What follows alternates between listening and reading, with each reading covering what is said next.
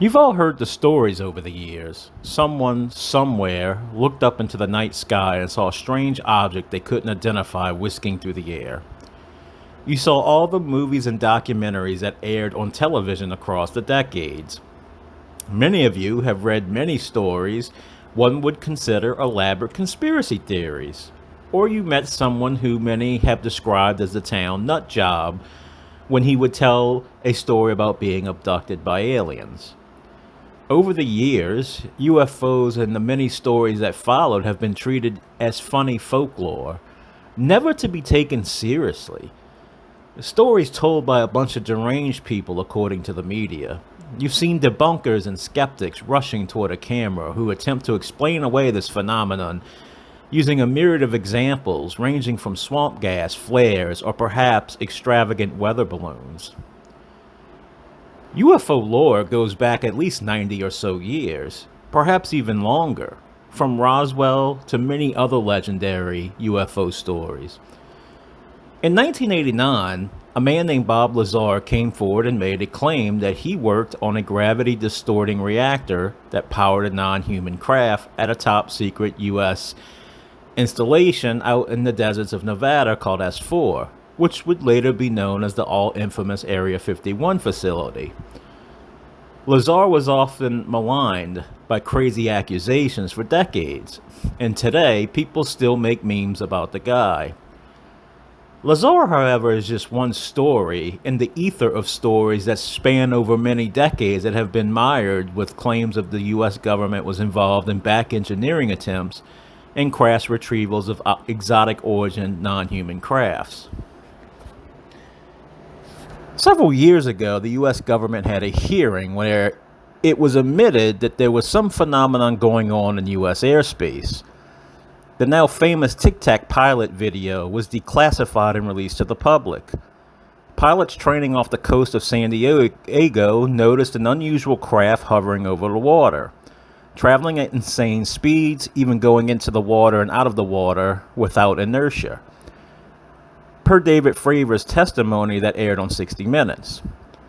This was the first time the U.S. government had admitted the phenomenon was real, but also attempted to quell the masses by saying they didn't know what it was. Many of us were shocked. There was something in the U.S. airspace that could not be explained and displayed maneuvers far superior than the best pilots in the world could explain. Shortly after the revelations back then took place, the U.S. government began setting up a more official offices to study this phenomenon, like the UAP task force. Over the past several years, a few boring hearings on UFOs and UAPs took place. Usually members of the Department of Defense just denying and acting ignorant on the matter. Things on Capitol Hill, at least from the public perspective, went sort of quiet for a while, until recent events which sparked the debate into cold nuclear temperature.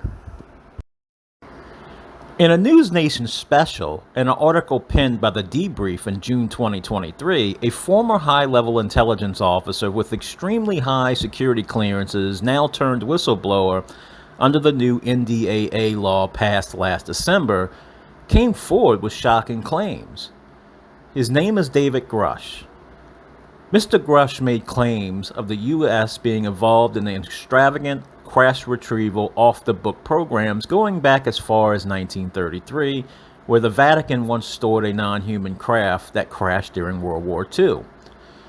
Mr. Grush also made claims about pilots being recovered. He alleges agreements have also been made with NHI, non-human intelligence, and that humans have been killed in some encounters. In his explosive interview with News Nation, Mr. Grush also made claims that the U.S. government had been involved in a very extensive disinformation campaign that was targeting the U.S. public and Congress. It is also important to know, while his claims are mind-blowing, the Inspector General of the intelligence community for the United States found his claims to be credible and urgent, and he was referred to Congress. Mr. Grush has also said there have been reprisals which occurred whilst doing long investigations on a secret off-the-books reverse engineering and crash retrieval program in which he interviewed 40 witnesses over a 4-year period who had extensive first-hand knowledge of these alleged programs. In the description box, you will see the article from the debrief, and you will see the News Nation interview with David Grush. July 15, 2023, Chuck Schumer, the Senate Majority Leader, dropped a bombshell amendment in a defense bill that has very specific language about non-human intelligence, bodies, craft, materials that are to be turned over to Congress. The bill also mentions a non-person panel appointed to the president to go over what materials that can and can't be disclosed to the public in the name of national security. The bill also calls for eminent domain seizures over exotic materials that may be related to UAP that could be sitting in private aerospace corporations' hangars. And this amendment to this bill will also be in the description box. And there is no doubt that this is an incredible amendment to the NDAA 2024 bill. 64 pages of UFO UAP definitions, and also mentions clear as day non-human intelligence, exotic materials, crafts, and also biologic embodies. This amendment is one of the biggest, most perplexing thing in this complicated 90-year saga. A man of Schumer's political stature does not just get bored of his day and begins to get a few other politicians and those well-versed on the multiple whistleblowers who came forward during various congressional intelligence committees in Congress to pen this sort of bill. Schumer, who is the member of a Gang of Eight, he's one of the most powerful subcommittees on the intelligence. He 100% knows something and was absolutely convinced via classified briefing by the ICIG, whom Mr. Grush and other witnesses had their testimonies and evidence corroborated and found them to be telling the truth about these unfathomable claims. On July 26 at 10 a.m. Eastern, a historic congressional hearing took place. The whistleblower Mr. Grush, pilot Ryan Graves, and Commander David Fravor testified under oath to members of Congress. Several explosive claims were made during Ryan Graves' testimony, where he claimed a football field 100-yard size red cube UFO approached some Boeing contractors at Vandenberg Air Force Base before darting off over the mountains. Mr. Graves also described the UFO pilots were also seeing dark or black cubes in clear spheres during an exchange with Representative Raskins during training regiments off the East Coast. Mr. Fravor also alluded to seeing a rather large object in the ocean where water was being disturbed and indicated that the Tic Tac crafts were interacting with whatever it was. Mr. Grush explained how he knew where these crafts were, how these programs were getting funded, who was in charge, and who could provide a friendly and hostile witnesses inside of a skiff, a secure, compartmentalized information facility. There was an exchange between Representative Ogles and the three witnesses about the UAP probing activity and asked if they thought this was a threat to national security. All three witnesses said yes. Representative Ogles then said for the record that he would volunteer to enact the Holman Rule against any government entity that tried to stonewall this oversight committee to get information, including taking Mr. Grush to a skiff. The Holman Rule is a House rule that can fire, lower the salary, or cut funding of people or programs.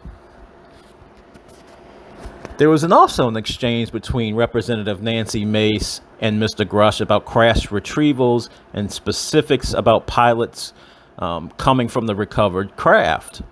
Grush said there was many things he couldn't talk publicly about, but could say in a private setting. Nancy Mace then asked if bodies were recovered, and Mr. Grush said biologics came with the crafts. Yes. Nancy Mace then asks, non-human? And Mr. Grush replies, yes, non-human as described by those in the program who are still in the program. And this hearing will also be linked in the description box. The day after these historic hearings transpired, the director of AARO, the All-Domain Anomaly Resolution Office Director, Sean Kirkpatrick, wrote a rather scathing personal opinion of the hearing. Kirkpatrick has been rather dismissive of Mr. Grush's claims. He penned this letter on his personal LinkedIn account, and this will also be in the description box. ARROW is the office that is congressionally mandated to look into and investigate the UAP phenomena. The office was established by New York Senator Christian Gillibrand several years ago. Kirkpatrick of ARROW and David Grush seem to be engaged in a tit-for-tat situation. Grush claimed in his News Nation interview that he shared some of his findings of what he had begun to uncover with Kirkpatrick, and he had never followed up with him. Kirkpatrick has also stated numerous times, most recently through this post on LinkedIn and at a April 19th hearing where he has stated ARROW has found no evidence of anything Mr. Grush has claimed.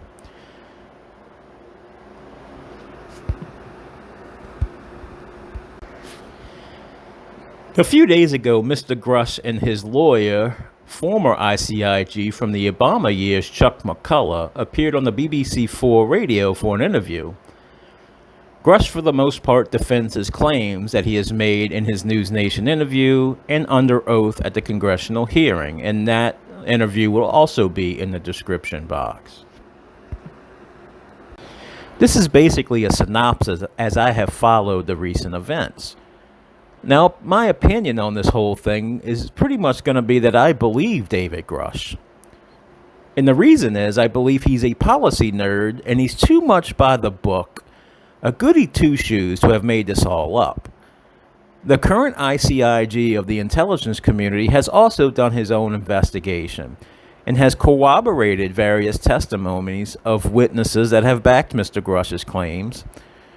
Former and current senior intelligence officers have also come forward to back up Mr. Grush's claims, and also Chuck McCullough, who left private practice to represent Mr. Grush, is also significant. Mr. McCullough is a highly reputable lawyer with an insane reputation, and also being a former ICIG of the intelligence community. Combine all of this with him being referred to Congress intelligence committees to give testimonies, which have also led to this landmark Chuck Schumer 64-page NDAA 2024 amendment. Ladies and gentlemen, this is about as real as it gets. Now, several influential voices who have followings about this topic has also advocated for the wider public to get involved in this story and call senators and representatives in Congress to say how important this topic is to them. And this is where one of the problems resides in getting the full attention of the Congress. At the end of the day, no matter what you believe Mr. Grush's claims are, the public has not seen any watershed evidence to convince them to act enough to spam Congress. Unfortunately, one of the biggest problems with this story is that normies vastly outnumber people who have followed this story for a long time. Normies will never be sold until they see actual bona fide proof that these things are real. Bringing in some authoritative figure and offering an official confirmation that these crafts are real and non-human intelligence is also real will be enough to perhaps kick the normies into action. The details don't have to be given, just confirmation with a rock-solid piece of evidence that cannot be disputed. More hearings where individuals cannot talk about classified testimony isn't really going to move the needle, much less the wider public. Now, to put that to test, XQC did a video on the hearing and some of the allegations made by David Grush. And his entire chat was pretty much, trust me, bro.